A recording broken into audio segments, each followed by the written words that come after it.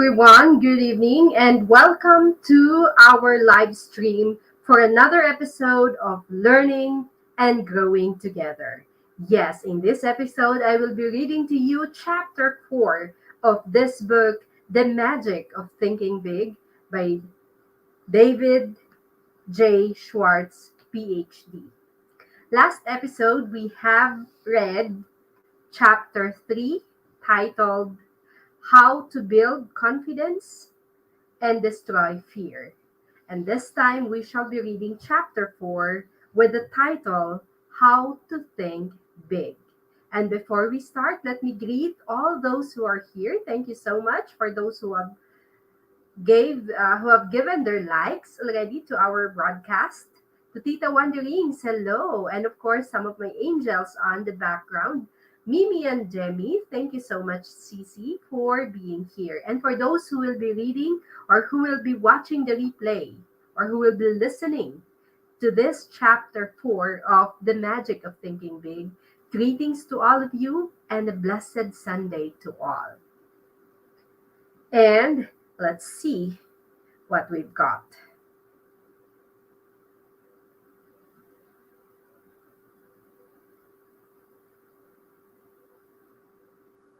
Let's see who are with us right now. Thank you so much for being here. Even for your patamsak at saka sa mga paharang ninyo. Maraming salamat po. And mega loud shout out to all of you.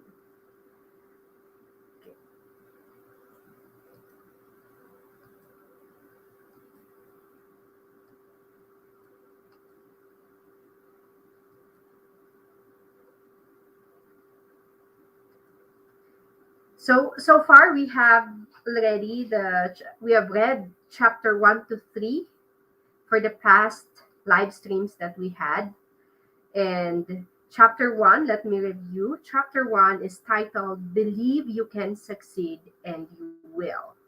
Chapter 2 is titled Cure Yourself of Excusitis, the Failure Disease. And chapter 3 is Build Confidence and Destroy Fear. So once again, my dear friends, thank you all so much for being here. And I'm excited to start reading with you chapter 4 titled How to Think Big. And before we proceed, let's see what we have got here with us. We have You Got This, Stay Home. Thank you so much. Manay and Maritu, Tamsdan playing harang po. Thank you so much for the paharang. And let's see who else is with us through our chat box. And feel free to drop your link, interact through the comment section through our chat box. And of course, share your thoughts or reflections about our live streams as well. Thank you so much. Okay. And let me choose some music that we can play in the background through our audio library.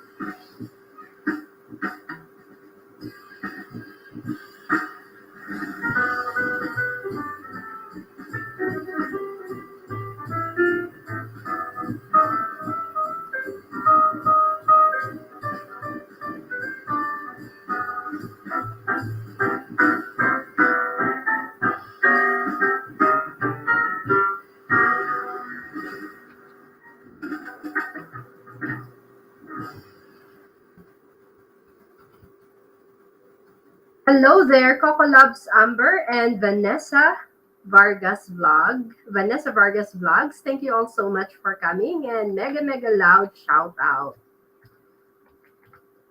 So, let's begin. How are you? Sabi ni Coco Loves Amber. Yes, I hope you're doing great and you're doing well. This time, Coco Loves Amber. On my part, all is well indeed. So, let's now start reading the fourth chapter of this book, The Magic of Thinking Big, by David Schwartz, Ph.D. As I continue to have my future live streams, I plan to finish reading the whole book with one chapter per live stream. And so we have actually our after our live stream tonight, we have the upcoming live stream that's going to be on February 3 for the reading of the chapter 5 of this book. Okay, and as I'm reading, as I've said, feel free to interact, to share your thoughts. And every now and then, as I am reading, I will pause for a while and read your messages. I miss your vlog, sabi ni Coco Loves Amber. Thank you so much, Coco. Let's proceed. How to Think Big, Chapter 4. Recently, I chatted with a recruitment specialist for one of the nation's largest industrial organizations. For months, each year she visits college campuses to recruit graduating seniors for her company's executive training program. The tenor of her remarks indicated that she was discouraged about the attitudes of the many people she talked with. Most days, I interview between 8 and 12 college seniors, all in the upper third of their class, all at least mildly interested in coming with us. One of the main things we want to determine in the screening interview is the individual's motivation. We want to find out if he or she is the kind of person who can, in a few years, direct major projects, manage a branch office or plant, or in some way make a really substantial contribution to the company. I must say I'm not too pleased with the personal objectives of most of those I talked with. You'd be surprised, she went on, how many 22-year-olds are more interested in our retirement plan than anything else we have to offer. A second favorite question is, will I move around a lot? Most of them seem to define the word success as synonymous with security. Can we risk turning our company over to people like that? The thing I can't understand is why should young people these days be so ultra conservative, so narrow in their view of the future? Every day there are more signs of expanding opportunity. This country is making record progress in scientific and industrial development. Our population is gaining rapidly. If there ever was a time to be bullish about America, it's now. The tendency for many young people to think small means there is much less competition than you think for a very rewarding career. Where success is concerned, people are not measured in inches or pounds or college degrees or family background. They are measured by the size of their thinking. How big we think determine the size of our accomplishments. Once again, I repeat that line. How big we think determines the size of our accomplishments. Let me type that in our chat. How big we think determines the size of our accomplishments. And my dear friends, with this reading tonight, I hope you will gain something. And as I've said, feel free po to share your thoughts about what I'm reading to you. And greetings for the 5 million in the house joining us right now. Thank you so much, Coco Loves Amber, for sharing our live stream to the community. Thank you so much. Vanessa Vargas Vlogs, Dan Paharang Sisi, thank you so much. Tita Wanderings, Manay and Marie, and those who are on the background, thank you all so much. And let me continue reading this chapter 4. Now, let's see how we can enlarge our thinking. Ever ask yourself, what is my greatest weakness? Probably the greatest human weakness. The greatest human weakness is self-deception, that is, selling oneself short. Self-deprecation shows through in countless ways. John sees a job advertisement in a paper. It's exactly what he would like, but he does nothing about it because he thinks I'm not good enough for that job, so why bother? Or Jim wants to date Joanne, but he doesn't call her because he thinks he wouldn't rate with her. Tom feels Mr. Richards would be a very good prospect for his product, but Tom doesn't call. He feels Mr. Richards is too big to see him. Pete is filling out a job application form. One of the questions asks, what beginning salary do you expect? Pete puts down a modest figure because he feels he really isn't worth the bigger sum that he would like to earn. Philosophers for thousands of years have issued good advice. Know thyself. But most people, it seems, interpret this suggestion to mean know only thy negative self. Most self-evaluation consists of making long mental lists of one's faults, shortcomings, inadequacies. It's well to know our inabilities, for this shows us areas in which we can improve. But if we only know our negative characteristics, we're in a mess. Our value is small. Here is an exercise to help you measure your true size. I've used this in training programs for executives and sales personnel. It works. Number 1, determine your 5 chief assets. Invite some objective friend to help you, possibly your wife, your superior, a professor, some intelligent person who will give you an honest opinion. Example of assets frequently listed are education, experience, technical skills, appearance, well-adjusted home life, attitudes, personality, initiative, and the like. Number 2, next, under each asset, write the names of 3 persons you know who have achieved large success but who do not have this asset as a great degree as you, as great a degree as you. When you've completed this exercise, you will find you outrank many successful people in at least one asset. There is only one conclusion you can honestly reach. You're bigger than you think. So fit your thinking to your true size. Think as big as you really are. Never, never sell yourself short. The person who says adamantine when in plain talks he means immovable, or says "coquet" when we would understand him better if he said "flirt," may have big vocabulary. But does he have a big thinker's vocabulary?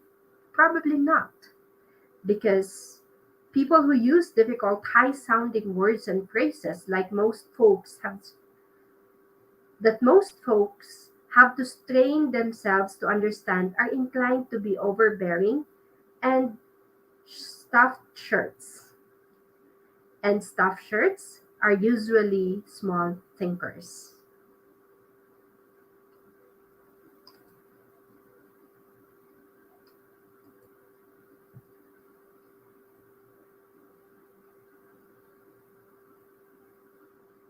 Here is something. Okay.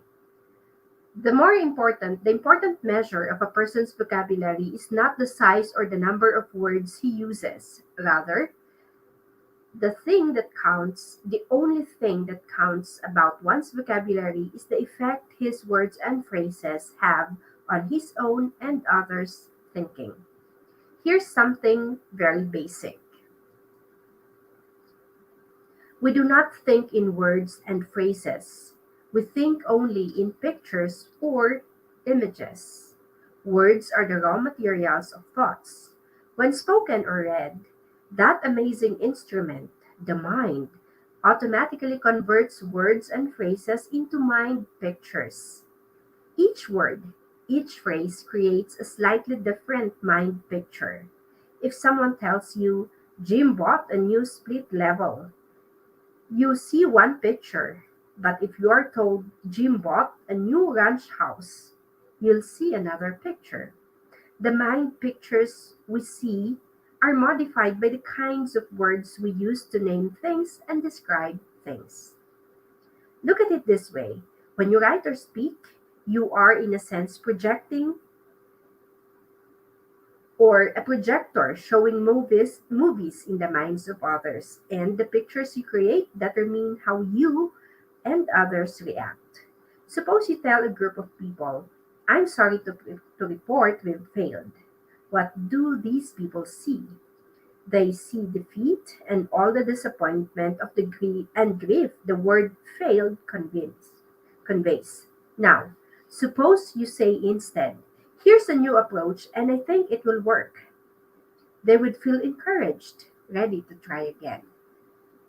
Suppose you say, "We face a problem." You have created a picture in the minds of others of something difficult, unpleasant to solve. Instead, say, "We face a challenge." And you create a mind picture of fun, sport, something pleasant to do.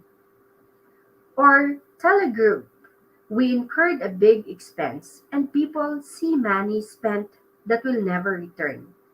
Indeed, this is unpleasant. Instead, say, "We made a big investment," and people see a picture of something that will return profits later on, a very pleasant sight. The point is this: big thinkers are specialists in creating positive, forward looking, optimistic pictures in their minds and in the minds of others. Let me repeat that. Big thinkers are specialists in creating positive, forward looking, optimistic pictures in their own minds and in the minds of others. To think big, we must use words and phrases that produce big, positive mental images. In the left-hand column below are examples of phrases that create small, negative, depressing thoughts. In the right-hand column, the same situation is discussed in big, positive way. As you read this, or as you listen to what I'm reading to you, ask yourself, what mind pictures do I see? So let me first I will read the phrases that create small negative mind images. Later on, the phrases I will read the alternative phrases that create big positive mind images. Number one, "It's no use, we're whipped." Positive image. We're not whipped yet. Let's keep trying. Here's a new angle. Number two, I was in that business once and failed. Never again. Positive, I went broke, but it was my own fault. I'm going to try again. Number three, negative, I tried, but the product won't sell. People don't want it. Positive, so far, I've not been able to sell this product, but I know it is good, and I'm going to find the formula that will put it over.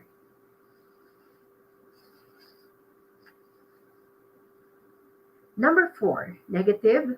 The market is saturated. Imagine 75% of the potential has already been sold. Better get out. Positive. Imagine 25% of the market is still not sold. Count me in. That looks big. Number five, negative. Their orders have been small. Cut them off. Positive. Their orders have been small. Let's map out a plan for selling them more of their needs.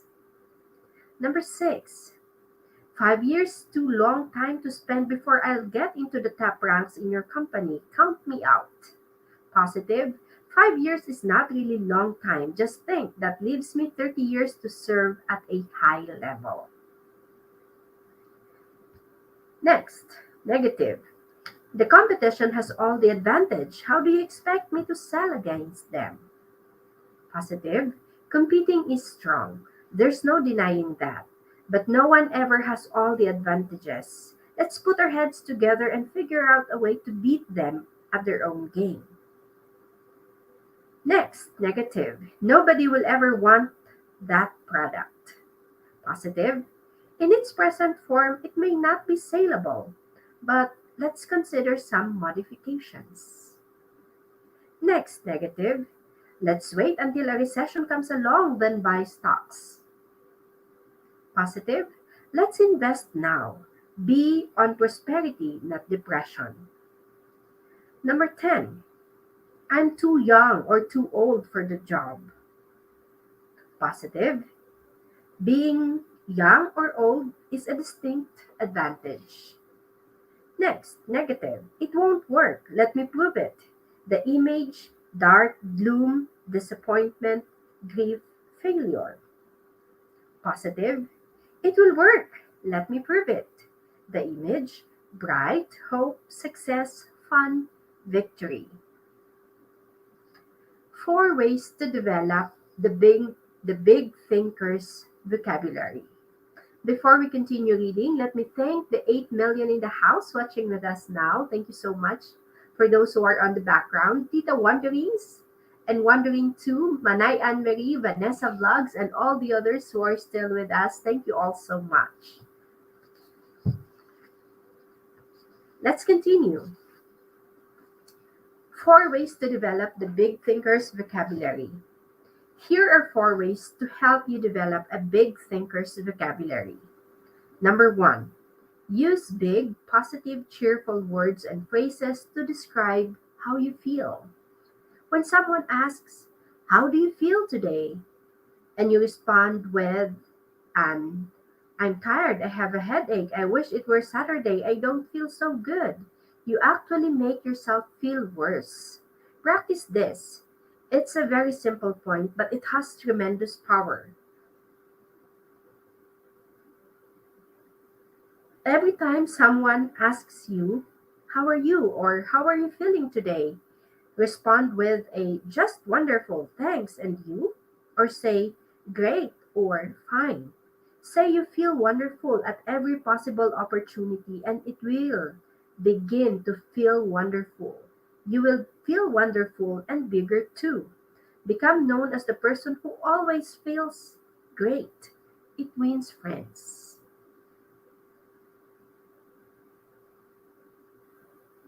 Number two, use bright, cheerful, favorable words and phrases to describe other people.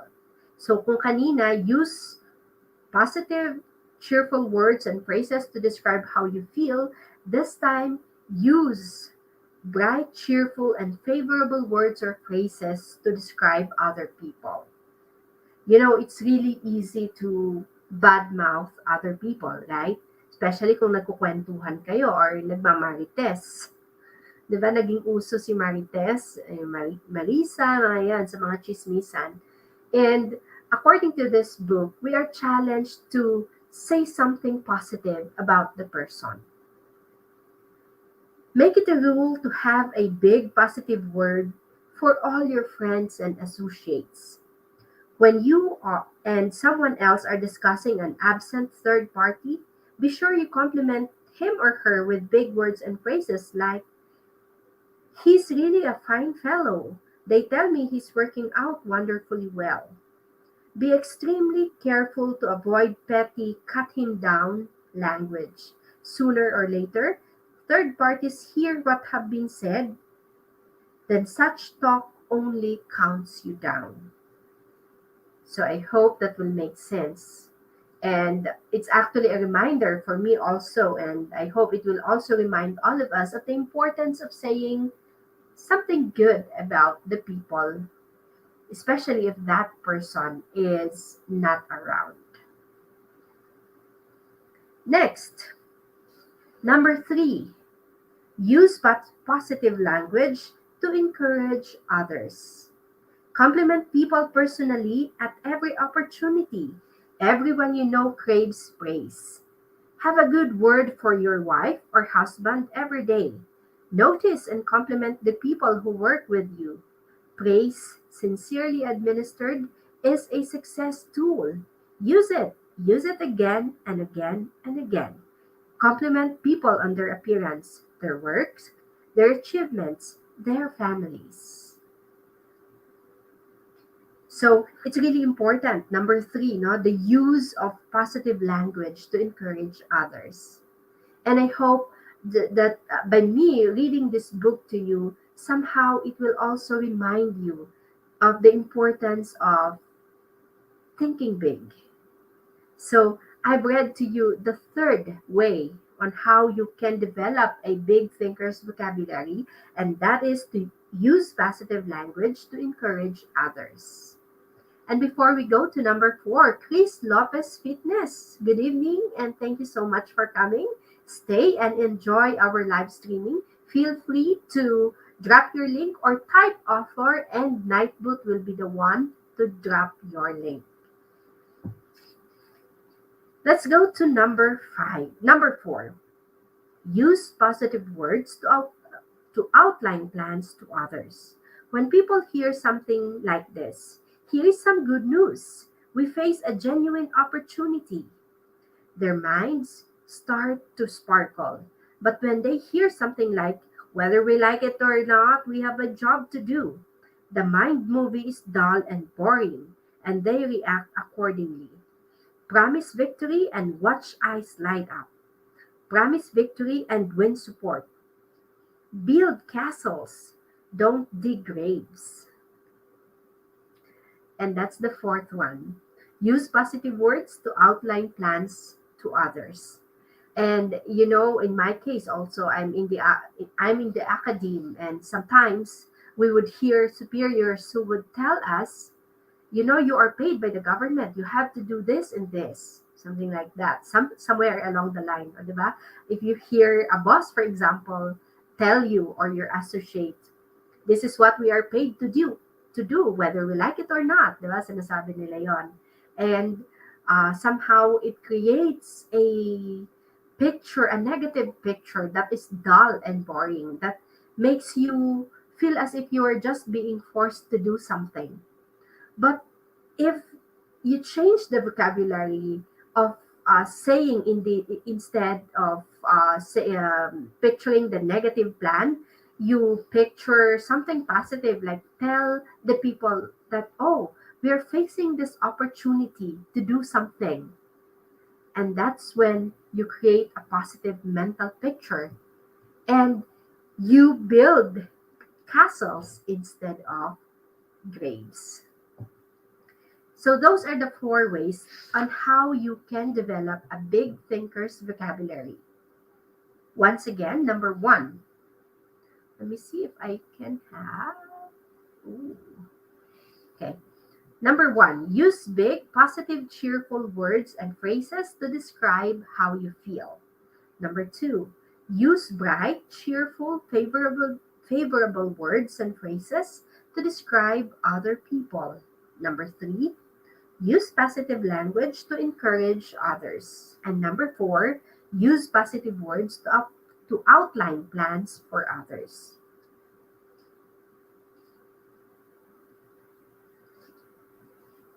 See what can be, not just what is. Big thinkers train themselves to see not just what is, but what can be. Here are four examples to illustrate this point.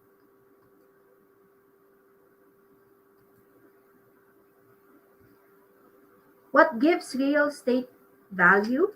Number one, a highly successful realtor who specializes in rural property shows what can be done if we train ourselves to see something where little or nothing presently exists. Most of the rural property around here, my friend began, is run down and not very attractive. I'm successful because I don't try to sell my prospects a farm as it is. I develop my entire sales plan around what the farm can be.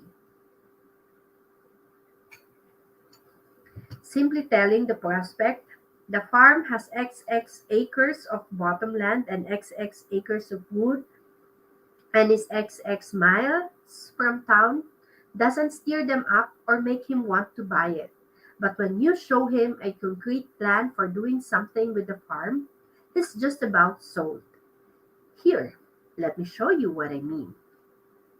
He opened his briefcase and pulled out a file. This farm, he said, is new listing with us. It's like a lot of them. It's 43 miles from the center of the metropolitan area. The house is run down and the place hasn't been farmed in for 5 years. Now, here's what I've done. I spent 2 full days on the place last week just studying it. I walked over the place several times. I looked at neighboring farms. I studied the location of the farm with respect to existing and planned highways. I asked myself, what is this farm good for? I came up with three possibilities. Here they are. He showed them to me. Each plan was neatly typed and looked quite comprehensive. One plan suggested converting the farm into a riding stable. The plan showed why the idea was sound: a growing city, more love for outdoors, more money for recreation, good roads. The plan also showed how the farm could support a sizable number of horses so that the revenue from the rides would be largely clear. The whole riding stable idea was very thorough and very convincing. The plan was so clear and convincing I could see a dozen couples riding horsebacks through the trees. In similar fashion, this enterprising salesman developed a second thorough plan for tree farm and a third plan for combination of tree and poultry farm. Now, when I talk with my prospects, I won't have to convince them that the farm is a good buy as it is. I help them see a picture of the farm changed into a money-making proposition. Besides selling more farms and selling them faster, my method is selling the property for what it can be pays off in another way. I can sell a farm at a higher price than my competitors. People naturally pay more for an acreage and an idea than they do for just acreage. Because of this, more people want to list their farms with me, and my commission on each sale is larger. The moral is this: look at things not as they are, but as they can be.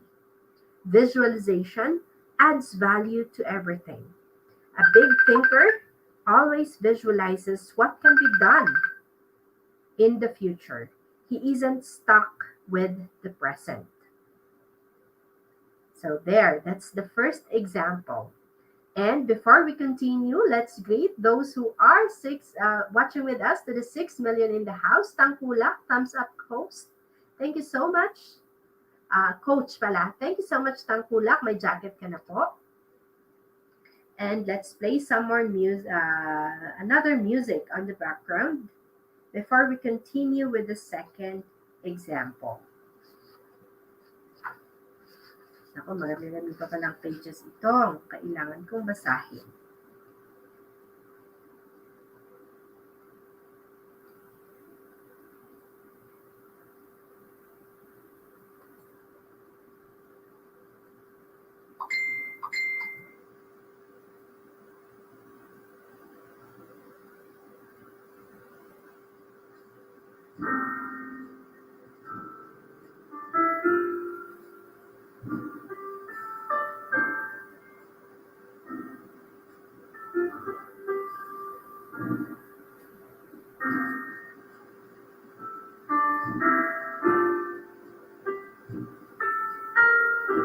Nako, ito na lang.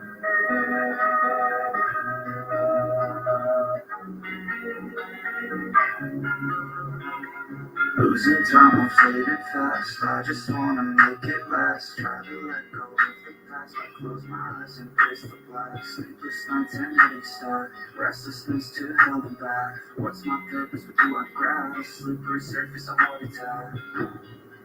And sometimes you just gotta believe there's something that'll give you relief. There's something that'll have what you need.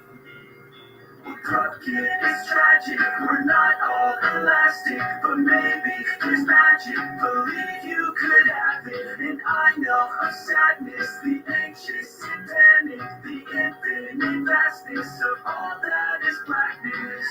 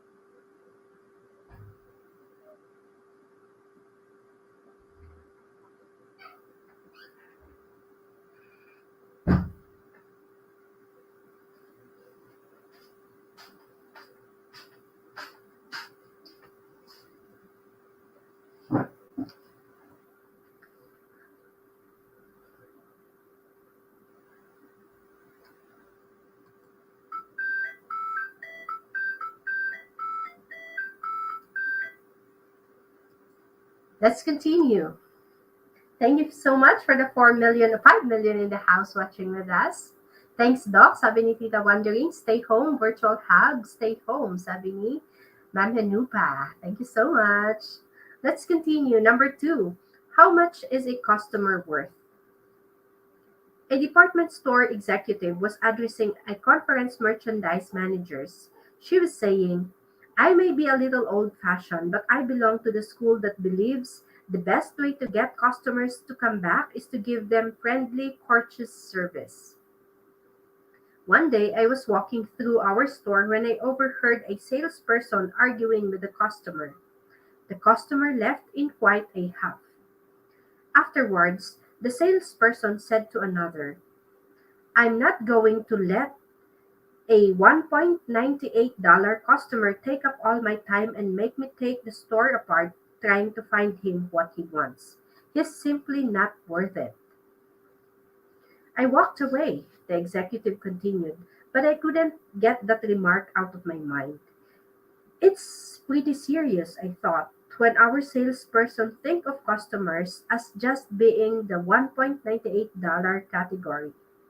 I decided right there and then that this concept must be changed. When I got back to my office, I called our research director and asked him to find out how much the average customer spent in our store last year. The figure he came up with surprised even me. According to our research director's careful calculation, the typical customer spent $362 in our establishment. The next thing I did was call a meeting of all the supervisory personnel and explain the incident to them. Then I showed them what a customer is really worth. Once I got these people to see what a customer that a customer is not to be valued on a single sale but rather on an annual basis, the customer service definitely improved. The point made by the retailing executive applies to any kind of business. It's repeat business that makes the profit. Often, there's no profit at all on the first level sales. Look at the potential expenditures of the customers, not just what they buy today. Putting a big value on customers is what converts them into big regular patrons. Attaching little value to customers sends them elsewhere. A student related this pertinent incident to me, explaining why he'll never again eat in a certain cafeteria. For lunch one day, he began, I decided to try a new cafeteria that had just opened a couple of weeks before. Nickels and dimes are pretty important to me right now, so I can watch what I buy pretty closely. Walking past the meat section, I saw some turkey and dressing that looked pretty good, and it was plainly marked 39 cents. When I got to the register, the checker looked at my tray and said 1.09. I politely asked her to check it again because my tally was 99 cents. After giving me a mean glare, she recounted. The difference turned out to be the turkey. She had charged me 49 cents instead of 39 cents. Then I called her attention to the sign which read 39 cents. That really set her off. I don't care what that sign says. It's supposed to be 49 cents. See? Here's my price list for today. Somebody back there made a mistake. You'll have to pay 49 cents. Then, I tried to explain to her the only reason I selected the turkey was because it was 39 cents. If it had been marked 49 cents, I'd have taken something else. To this, her answer was, you'll just have to pay the 49 cents. I did because I didn't want to stand there and create a scene. But I decided on the spot that I'll never eat there again. I spent about $250 a year for lunches, and you can be sure they'll not get a penny of it. That's an example of the little view. The checker saw one thin dime, not potential $250. Number three, the case of the blind milkman. It's surprising how people sometimes are blind to potential. A few years ago, a young milkman came to our door to solicit our daily business. I explained to him that we already had milk delivery service and we were quite satisfied.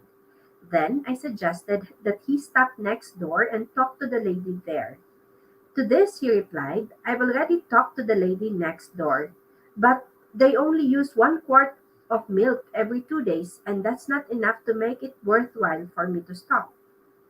That may be, I said, but when you talk to our neighbor, did you not observe that the demand for milk in that household will increase considerably in a month or so? There will be a milk there will be a new addition over there that will consume lots of milk. The young man looked for a moment like he had been struck. Then he said, How can a how blind can a guy be? Today, the same 1 quart every 2 days family buys 7 quarts every 2 days from a milkman who had some foresight. That first youngster, a boy who has That first youngster, a boy, has now 2 brothers and 1 sister, and I'm told there'll be another young one soon. How blind can we be? See what can be, not just what is. Once more, see what can be, not just what is. Which means see the potential in every situation and in every person. The school teacher who thinks of Jimmy only as he is, an ill-mannered, backward, uncouth brat, certainly will not aid Jimmy's development. But the teacher who sees Jimmy not as he is now, but as he can be, she'll get results. Many folks driving through Skid Row only see broken down stumble bums hopelessly lost to the battle. A few devoted people see something else in the Skid Rowite.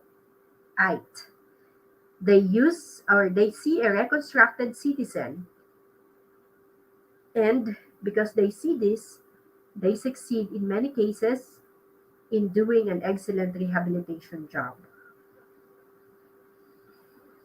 Number 4, what determines how much you're worth? After a training session a few weeks ago, a young man came to see me and asked if he could talk with me for a few minutes.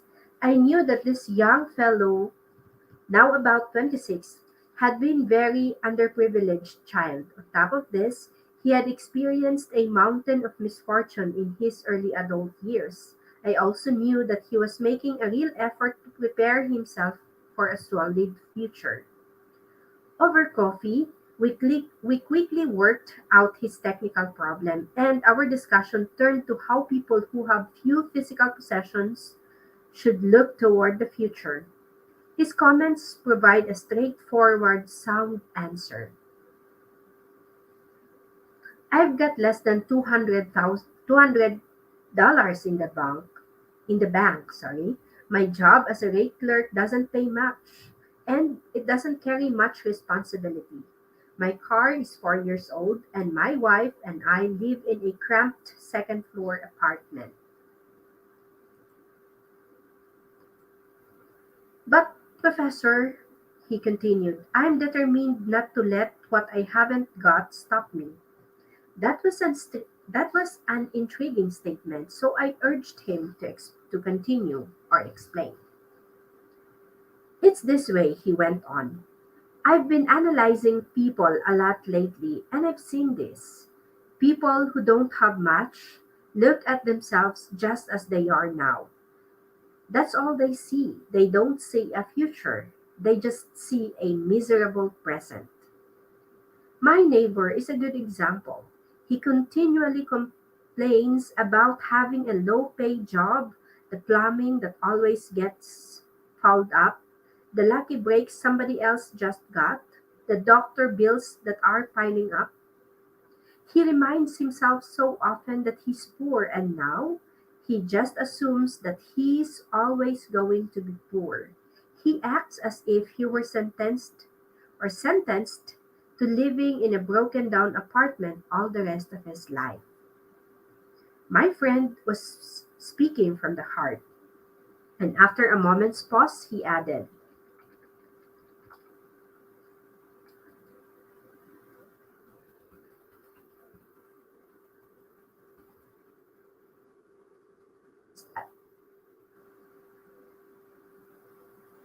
if I looked at myself strictly as I am, old car, low income, cheap apartment, and hamburger diet, I couldn't help but be discouraged. I'd see a nobody, and I'd be a nobody for the rest of my life. I've made up my mind to look at myself as the person I'm going to be in a few years' time. I see myself not as a rate clerk, but as an executive. I don't see a crummy apartment. I see a fine, new, suburban home. And when I look at myself that way, I feel bigger and I think bigger. I've got plenty of personal experiences to prove it's paying off. Isn't that a splendid plan for adding value to oneself? This young fellow is on the expressway to really fine living. He's mastered the basic principle of success. It isn't what one has that's important. Rather, it's how much one is planning to get that counts. The price tag the world puts on us is just about identical to the one that we put on ourselves. Here's how you can develop your power to see what can be, not just what is.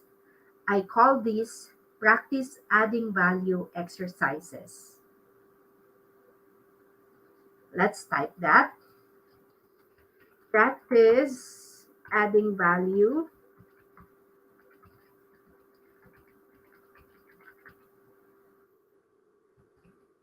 Practice adding value exercises.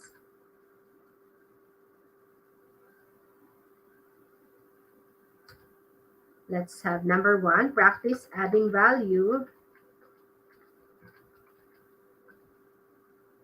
to things. Practice adding value to things. That's number one.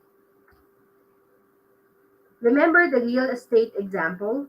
Ask yourself, what can I do to add value to this room or to this house or this business? Look for ideas to make things worth more. A thing, whether it can be a vacant lot, a house, or a business, has value in proportion to the ideas for using it. So that's a good idea, right? You practice adding value to things. Find ways like think of ideas that can make something or some place more valuable than it is. Let's have number two. Practice adding value to people.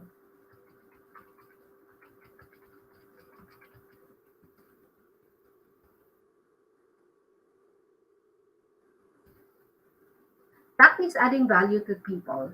As you move higher and higher in the world of success, more and more of your job becomes people development.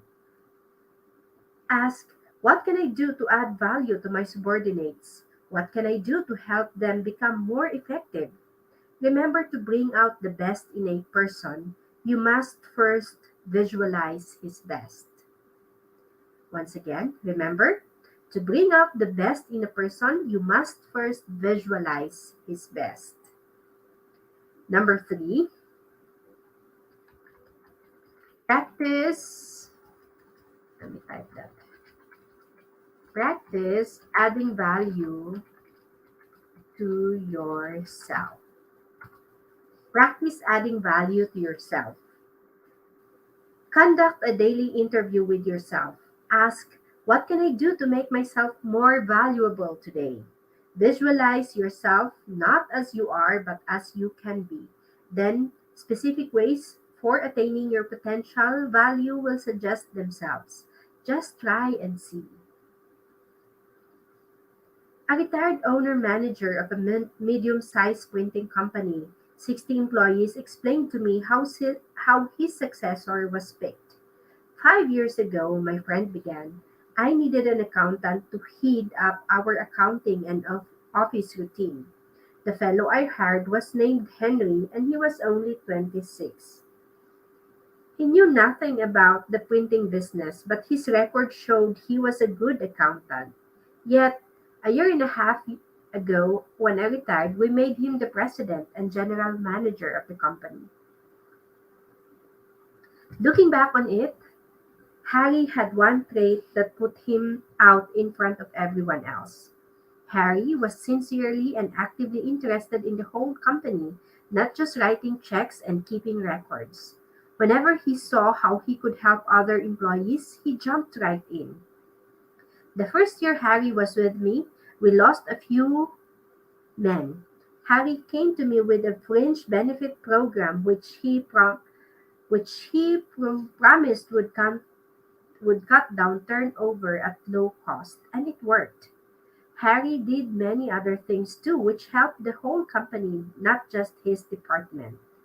He made a detailed cost study of our production department and showed me how a $30,000 investment in new machinery would pay off.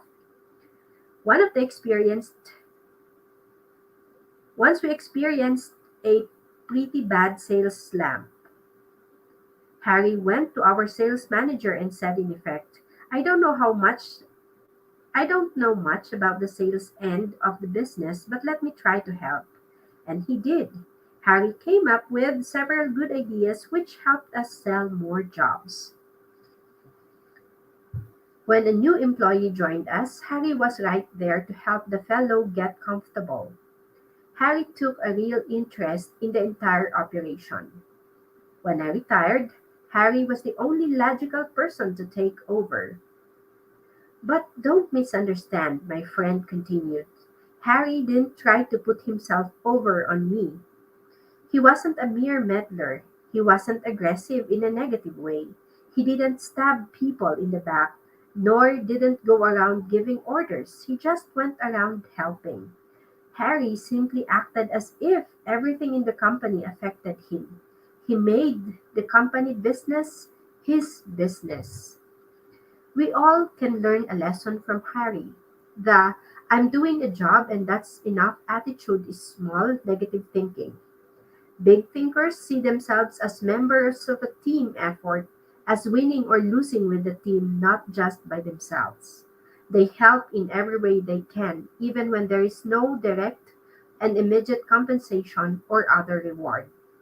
The fellow who shrugs off a problem outside his own department with the comment, well, that's no concern of mine, let them worry about it, hasn't got the attitude it takes for top leadership.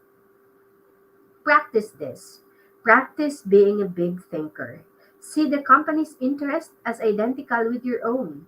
Probably only a very few persons working in large companies have a sincere and unselfish interest in their company.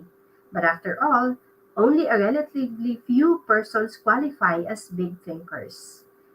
And these few are the ones eventually rewarded with the most responsible, best paying jobs. Many, many potential powerful people let petty, small, insignificant things block their way to achievement. Let's look at the four examples. Number one, first example, what does it take to make a good speech? Just about everyone wishes he had the ability to do a first class job of speaking in public, but most people don't get their wish. Most folks are lousy public speakers. Why? The reason is simple. Most people concentrate on the small, trivial things of speaking at the expense of the big, important things. In preparing to give a talk, most people gave themselves a host of mental instructions like I've got to remember to stand straight, don't move around, don't use your hands, don't let the audience see you use your notes. Remember, don't make mistakes in grammar, especially don't say he uh, for he, don't say for he and I, say for him and me. Be sure your tie is straight, speak loud but not too loud, and so on and on. Now, what happens is when that speaker gets up to speak, he's scared because he's given himself things a terrific list of things not to do. He gets confused in his talk and finds himself silently asking, have I made a mistake? He is, in brief, a flop. He's a flop because he's concentrated on petty, trivial, relatively unimportant qualities of a good speaker and failed to concentrate on the big things that make a good speaker. Knowledge of what he's going to talk about, and an intense desire to tell it to people. That's actually the big thing that make a good speaker. Knowledge of what he's going to talk about and an intense desire to tell it to other people. Real test the real test of a speaker is not did he stand straight or did he make any mistake in grammar, but rather did the audience get the points he wanted to put across? Most of our top speakers have petty defects. Some of them have even unpleasant voices. Some of the most sought after speakers in America would flunk a speech course taught by the negative old don't do this and don't do that method. Yet, all these successful public speakers have one thing in common. They have something to say and they feel a burning desire for other people to hear it. Don't let concern with trivia keep you from speaking successfully in public. This is actually a good public speaking tip. Don't let concern with trivia keep you from speaking successfully in public. Number two example, or second example. What causes quarrels? Ever stop to ask yourself what causes quarrels? At least 99% of the time, quarrels start over petty, unimportant matters like this. John comes home John comes home a little tired, a little on the edge. Dinner doesn't exactly please him, so he turns up his nose and complains. John's day wasn't Joanne's day wasn't perfect either, so he rallies to her own defense with, well, what do you expect on my food budget? Or maybe I could cook better if I had a new stove like everybody else. This insults John's pride, so he attacks now, Joanne. It's not the lack of money, it's simply that you do not know how to manage. And away they go. Before a truce is finally declared, all sorts of accusations are made by each party. In-laws, sex, money, premarital and postmarital promises, and other issues will be introduced. Both parties leave the battle nervous, tense. Nothing has been settled, and both parties now have new ammunitions to make the next quarrel more vicious. Little things, petty thinking, causes arguments. So, to eliminate quarrels, eliminate petty thinking. Guilty with that example? Here's a technique that works. Before complaining or accusing or reprimanding somebody or launching a counterattack in self-defense, ask yourself, is it really important? In most cases, it isn't, and you avoid conflict. Ask yourself, is it really important if he or she is messy with cigarettes or forgets to put the cap on a toothpaste or is late coming home? Is it really important or if he or she squandered a little money or invited some people that I don't like? When you feel like taking negative action, ask yourself, is it really important? That question works magic in building a finer home situation. It works at the office too. It works in home going traffic when another driver cuts in ahead of you. It works in any situation in life that is apt to produce quarrels. Again, the question is it really important? There. Number three, John got the smallest office and fizzled out. Several years ago, I observed small thinking about an office assignment destroy a young fellow a young fellow's chances for a profitable career in advertising. Four young executives, all on the same status level, were moved into new offices. Three of the offices were identical in size and decoration. The fourth was smaller and less elaborate. JM was assigned to the fourth office. This turned out to be a real blow to his pride. Immediately, he felt discriminated against. Negative thinking, resentment, bitterness, jealousy built up. JM began to feel inadequate. The result was that GM, JM grew hostile toward his fellow executives. Rather than cooperate, he did his best to undermine their efforts. Things got worse. 3 months later, JM slipped so badly that the management had no choice but to issue him a pink slip. Small thinking over a very small matter stopped JM. In his haste to feel he was discriminated against, JM failed to observe that the company was expanding rapidly and office space was at a premium. He didn't stop to consider the possibility that the executive who made the office assignments didn't even know which one was the smallest. No one in the organization except JM regarded his office as an index to his value. Small thinking about unimportant things, like seeing your name last on the department route sheet or getting the fourth carbon of an office memo, can hurt you. Think big, and none of these little things can hold you back. Number four, even stuttering is a detail. A sales executive told me how even stuttering is a mere detail in salesmanship if the fellow has the really important qualities. I have a friend, also a sales executive, who loves playing practical jokes, though sometimes those jokes aren't jokes at all. A few months ago, a young fellow called on my practical joking friend and asked for a sales job. The fellow had a terrific stutter though, and my friend decided right there that here was a chance to play a joke on me. So, the friend told the stammering applicant that he wasn't in the market for a salesman right now, but one of his friends, me, had a spot to fill. Then he phoned me, and boy did he give this fellow a build up.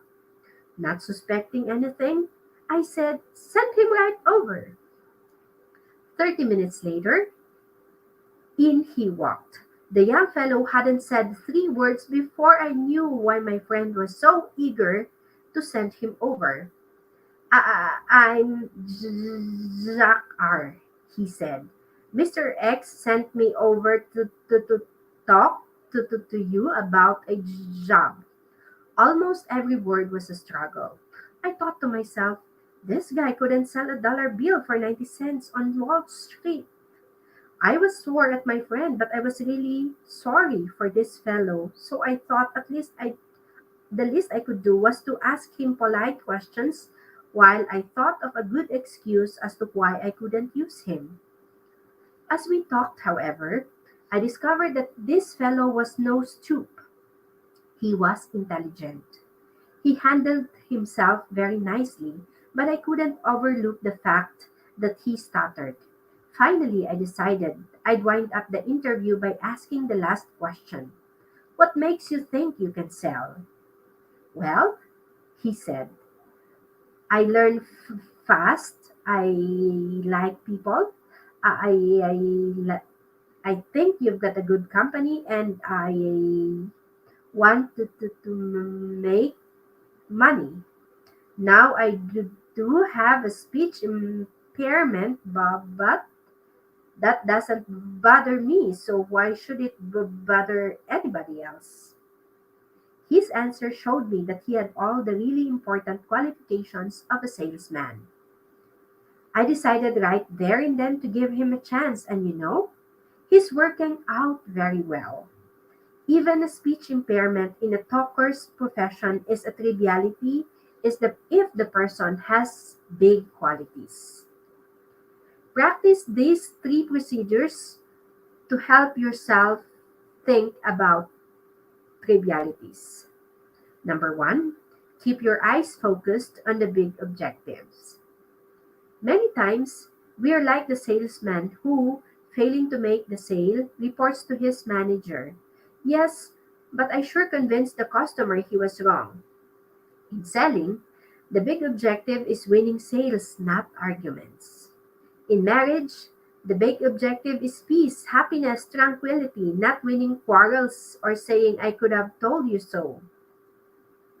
In working with employees, the big objective is developing their full potential, not making issues out of their minor errors. In living with neighbors, the big objective is mutual respect and friendship, not seeing if you can have their dog impounded because once in a while it barks at night. Perhaps, paraphrasing some military lingo, it is much better to lose a battle and win the war than to win a battle and lose the war.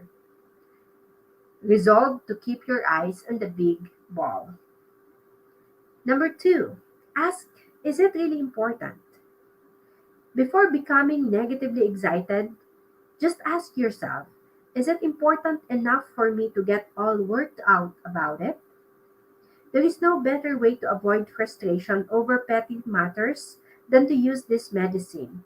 At least 90% of quarrels and feuds would have never take place if we just faced troublesome situations with, is this really important? Number three, don't fall into the triviality trap. In making speeches, solving problems, counseling employees, think of those things that really matter, things that make the difference. Don't become submerged under surface issues. Concentrate on important things. Take this test to measure the size of your thinking. In the left-hand column below are listed several common situations in the mind. In the middle and right-hand columns are comparisons of how petty thinkers and big thinkers see the same situation. Check yourself, then decide which will get me where I want to go, petty thinking or big thinking. The same situation handled in two entirely different ways. The choice is yours. Situation, expense account. Petty thinkers approach. Number one, figures out ways to increase income through chiseling on expense accounts. The big thinkers approach figures out ways to increase income by selling more merchandise. Situation, conversation. Petty thinker talks about the negative qualities of his friends, the economy, his company, the competition. The big thinker talks about the positive qualities of his friends, his company, the competition. Situation, progress. Petty thinker believes in retrenchment or at the best the status quo. The big thinker believes in expansion. Future. Petty thinker views the future as limited. Big thinker sees the future as promising. Work. Petty thinker looks for ways to avoid work. Big thinker looks for more ways and things to do, especially helping others. Competition. Petty thinker competes with average. Big thinker competes with the best. Budget problems. Petty thinker figures out ways to save money by cutting down on necessary things. The big thinker figures out ways to increase income and buy more of the necessary things. Goals. Petty thinker sets goals low. Big thinker set goals high. Goals vision. Petty thinker sees only the short run. Big thinker is preoccupied with the long run. Security. Petty thinker is preoccupied with security problems. Big thinker regards security as a natural companion of success. Championship. The petty thinker surrounds himself with petty thinkers. The big thinker surrounds himself with persons with large progressive ideas. Mistakes. Petty thinker magnifies minor errors, turn them into big issues. Big thinker ignores errors of little consequence. Remember, it pays in every way to think big. Number one, don't sell yourself short. Conquer the crime of self deprecation. Concentrate on your assets. You're better than you think you are. Number two, use a big thinker's vocabulary. Use bright, big, cheerful words. Use words that promise victory, hope, happiness, pleasure. Avoid words that create unpleasant images of failure, defeat, grief. Number three, stretch your vision. See what can be, not just what is.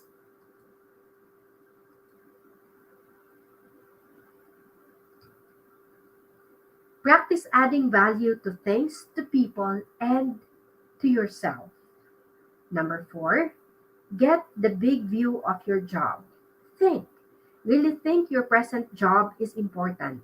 The next promotion depends mostly on how you think you toward your present job. And number five, think above trivial things. Focus your attention on the big objectives. Before getting involved in petty matter, ask yourself, is it really important? Grow big by thinking big. End of chapter 4. How to think big. There you have it, my dear friends. Chapter 4 of this book, The Magic of Thinking Big. And before we end our session tonight, let me greet all the 6 million in the house who have been with us since we have started. Thank you all so much.